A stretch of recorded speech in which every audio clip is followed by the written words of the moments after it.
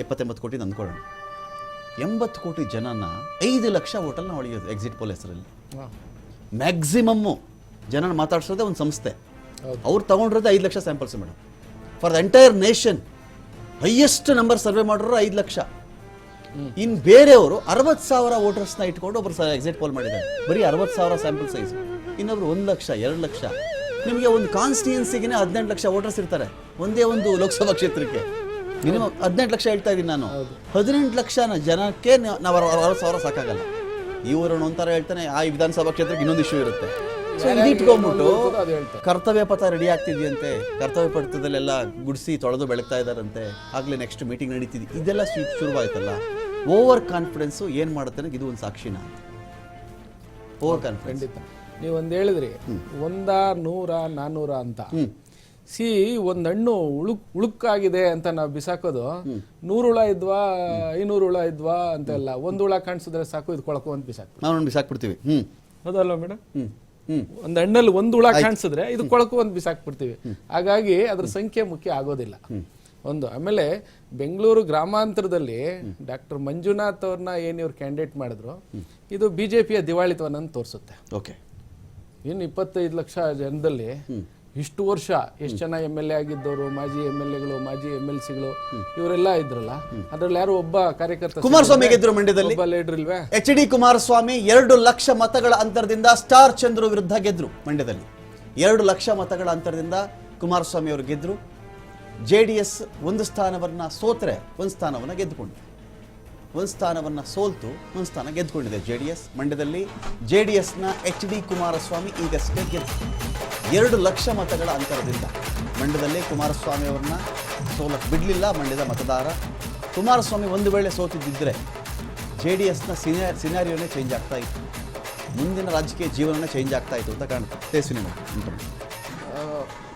ಗೌಡರು ನಂತರ ಮುಂದುವರಿಸ್ತಾರೆ. ಅಲ್ಲಿ ಬಲಿಪಶು ಮಾಡಿದ್ಯಾರನ್ನ, ಯಾರನ್ನ? ಯಾವ ಮೋದಿಯವ್ರ ಪಕ್ಕ ನಿಂತ್ಕೊಂಡ್ರಲ್ಲ ಸುಮಲತಾ, ನಂಬ್ಕೊಂಡು ಇಂಡಿಪೆಂಡೆಂಟ್ ಆಗಿ ಇಡೀ ಕರ್ನಾಟಕ ಎಲ್ಲ ದಂಗಲ್ಲೆದ್ದು ಮಂಡ್ಯದ ಮನೆ ಒಡೆದು ಪತಿ ಪತ್ನಿಯರೆಲ್ಲ ಒಡೆದು ಅಷ್ಟರ ಮಟ್ಟಿಗಿನ ಹೈ ವೋಲ್ಟೇಜ್ ಎಲೆಕ್ಷನ್ ಮಾಡಿ ಇಂಡಿಪೆಂಡೆಂಟ್ ಆಗಿ ಗೆಲ್ಲಿಸಿದಂತ ಮಂಡ್ಯದ ಮತದಾರ. ಮುಖ್ಯಮಂತ್ರಿಗಳಾಗಿದ್ದ ಕುಮಾರಸ್ವಾಮಿ ಅವರು ಮುಖ್ಯಮಂತ್ರಿಗಳಾಗಿದ್ದಾಗ ಅವರ ಸುಪುತ್ರರನ್ನ ಸೋಲಿಸಿದ ಮಂಡ್ಯದ ಮತದಾರ. ಇದೇ ಸುಮಲತಾ ಅವರು ಮೋದಿಯವರ ಪಾರ್ಟಿಗೆ ಹೋಗಿ ಅಲ್ಲಿ ಅವರಿಗೆ ಸೀಟ್ ಕೊಟ್ಟರ ರಮಕ. ಬೇಟಿ ಬಚಾವೋ ಬೇಟಿ ಪಡಾವೋ ಬಿಡಿ, ಆಮೇಲೆ ವಿಮೆನ್ ರಿಸರ್ವೇಶನ್ ಬಗ್ಗೆ ಮಾತನಾಡ್ತೀರಾ. ಯಾವ ಮಹಿಳೆಯರು ಇದ್ದಂತ ಮಹಿಳೆಯರನ್ನೇ ತೆಗ್ದಿದ್ದೀರಾ ನೀವು, ಅವಕಾಶ ವಂಚಿತರನ್ನಾಗಿ ಮಾಡಿದ್ದೀರಾ ನೋಡಿ. ಇನ್ನೊಂದು ಕಡೆ ಎರಡನೇದು ಲಿಂಕ್, ಮಹಿಳೆಯರ ಬಿಜೆಪಿ ಅಂತ ಪಾರ್ಟಿ ಏನು, ಯಾಕಂದ್ರೆ ನೀವು ಹೇಳೋದನ್ನ ನಂಬೋದಾದ್ರೆ ಆರೋಪ ಬಂದ್ರು ಇಂಥವ್ರು ನಿಮ್ಗೆ ಆಯ್ಕೆಗಳು ಬೇರೆ ಇತ್ತು. ಈಗ ಇಲ್ಲಿ ಈ ಒಂದು ಕಾಲಕ್ಕೆ ಹಿಂದೆ ಬಿಜೆಪಿ ಅದು ಗೆದ್ದಿದ್ದಂತ ಕ್ಷೇತ್ರ ಬೆಂಗಳೂರು ಗ್ರಾಮಾಂತರ, ನಮ್ಮ ಎಂ ಶ್ರೀನಿವಾಸ್ ಅವ್ರು ಗೆದ್ದಿದ್ದಂತ ಕ್ಷೇತ್ರ. ಮತ್ತೆ ಅರ್ಬನ್ ನೋಟು ರಾಜರಾಜೇಶ್ವರಿ ನಗರ, ಬೆಂಗಳೂರು ದಕ್ಷಿಣ ಅತಿ ಹೆಚ್ಚು 12 ಲಕ್ಷ ಇಲ್ಲೇ ಮತದಾರರಿದ್ದಾರೆ.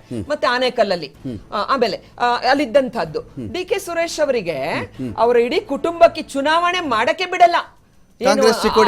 ಒಂದು ಇಡೀ CBI ನ ಲವ್ ಲೆಟರ್ ಗಳಿದ್ದಾವಲ್ಲ, ನಾನು ಹೇಳೋದು ಫೇರ್. ಇವಾಗ ನೋಡಿ ಅಂತ ಒಂದು ಮಹುವಾ ಮೈತ್ರಾದೇನಾಯ್ತು, ರಾಹುಲ್ ಗಾಂಧಿ ಅವ್ರನ್ನ, ಪ್ರತಾಪ್ ಸಿಂಹ ಅವ್ರದ್ದು ಎಪಿಸೋಡ್ ಅದ ನಾವೇನ್ ಹೇಳಿದ್ವಿ, ಅದು ಪಾರ್ಲಿಮೆಂಟ್ ಮೇಲೆ ಅಟ್ಯಾಕ್ ಆಗಿದೆ, ಸೀರಿಯಸ್ ಆದಂತ ವಿಚಾರ. ಅದನ್ನ ತನಿಖೆ ಆಗೋ ತನಕ ಅವ್ರನ್ನ ಸಸ್ಪೆನ್ಷನ್, ಅದು ಯಾರಾದ್ರೂ ಅದು ಮೂರ್ಖರು ಕೂಡ ಮಾಡುವಂತ ಕೆಲಸ. ಅದ್ರ ಬದಲು ಪ್ರಶ್ನೆಗೆ ಅದನ್ನ ಮಾಡಿ ಅಂತ 140 ಜನ ಸಸ್ಪೆಂಡ್ ಮಾಡ್ತೀರಾ ಅಂದ್ರೆ ದೇಶದ ಮತದಾರ ನಿಮ್ಮ ಈ ಒಂದು ಅಹಂಕಾರದ ವರ್ತನೆಯನ್ನ ಎಲ್ಲ ನೋಡ್ಕೊಂಡ್ ಬಂದಿದ್ದ ಅಂತ ಅವ್ನು ರಿಯಾಕ್ಟ್ ಮಾಡಲ್ಲ ಅನ್ ಮಾತ್ರಕ್ಕೆ ಅವ್ನು ಇದಾಗ್ತಾನೆ ಅಂತಲ್ಲ. ಆಮೇಲೆ ಮಂಜುನಾಥ್ ಅವ್ರ ಬಗ್ಗೆ ಒಂದು ಬಿಜೆಪಿ, ಎರಡನೇದು ವಿಪರೀತವಾದ ದುಡ್ಡು ಮೋದಿಯವರ ಅಂದ್ರೆ ಬಿಜೆಪಿ ಕ್ಯಾಂಡಿಡೇಟ್. ಆಮೇಲೆ JDS ಅವ್ರ ಕ್ಯಾಂಡಿಡೇಟ್ಗಳು ನಿಂತಾಗ ಫೇಸ್ ಮಾಡಕ್ಕಾಗಿರ್ಲಿಲ್ಲ. ಮಂಜುನಾಥ್ ಅವ್ರು ನಿಂತಿದ್ರಿಂದ, ಬಿಜೆಪಿಯಿಂದ ಮಂಜುನಾಥ್ ಅವ್ರು ನಿಂತಿದ್ರಿಂದ JDS ನವರು ಆನೆಸ್ಟ್ ಕೆಲಸ ಮಾಡಿದ್ರು. ಇಲ್ಲ ಇದ್ರ ನಿಖಿಲ್ ಗೆಲ್ಬೇಕಿತ್ತು. ಹಾಗಾಗಿ ಹೊಸ ಮುಖ ಮತ್ತು ಬಿಜೆಪಿಯ ಕ್ಯಾಂಡಿಡೇಟ್ ಇದೆಲ್ಲ ಆಗಿದ್ರಿಂದ ಅಲ್ಲಿ ಗೆಲುವು ಉಂಟಾಗಿದೆ ಅವರಿಗೆ. ಕರ್ನಾಟಕದ ಮಟ್ಟಿಗೆ 10ರಲ್ಲಿ ಮುನ್ನಡೆ ಇದ್ದಾರೆ ಸರ್ ಕಾಂಗ್ರೆಸ್ನವರು. 10ರಲ್ಲಿ ಅವ್ರದ್ದು 1 ಸ್ಥಾನದಿಂದ 2ನೇ ಸ್ಥಾನಕ್ಕೆ ಅವರು ಬಂದರೂ ಕೂಡ, ಅಂದರೆ 2 ಸೀಟ್ ತೊಗೊಂಡ್ರು ಕೂಡ ಅವ್ರಿಗೆ ಅದು ಗೈನೆ 100% gain they can claim. 100% gain ಅಂತ, ನಾನು 1 ಗೆದ್ದಿದ್ದೀನಿ 2 ಗೆದ್ದಿದ್ದೀನಪ್ಪ ಇವಾಗ ಅಂತೇಳಿ. ಸೊ ವೆರಾಸ್ ಈಗ ಇವರು 4 ಬರ್ತಾರೆ 5 ಬರ್ತಾರೆ ಅಂತ ಅನೇಕರು ನಾನು ಆಗಲೇ ಹೇಳಿದೆ, ಸ್ಯಾಂಪಲ್ ಸೈಜ್ ಇತ್ತಲ್ಲ ಈ ಬಾರಿಯದ್ದು ಸ್ವಲ್ಪ ನಂಬಿಕೆಗೆ ಅರ್ಹವಾಗಿರೋ ರೀತಿಯಲ್ಲಿ ಕಾಣಿಸ್ತಿಲ್ಲ ನಮಗೆ. ಮತ್ತು ಫೇಸ್ ಟು ಫೇಸ್ ಏನು ಮಾಡಿದ್ರು, ಕೆಲವರು ಇನ್ನೊಂದು ಎಕ್ಸ್ಟೆಂಟ್ಗೆ ಹೋಗಿದ್ರು ಸರ್. ನಾನು ಅದನ್ನು ಹೇಳಲೇಬೇಕಂತ ಅನಿವಾರ್ಯತೆ. ಲಿಂಗಾಯತರು ಎಷ್ಟು ಪರ್ಸೆಂಟ್ ಬಂದು ಈ ಬಾರಿ ಓಟ್ ಹಾಕಿದ್ರು ಕರ್ನಾಟಕದಲ್ಲಿ? ಕುರುಬರು ಎಷ್ಟು ಜನ ಓಟ್ ಹಾಕಿದ್ರು?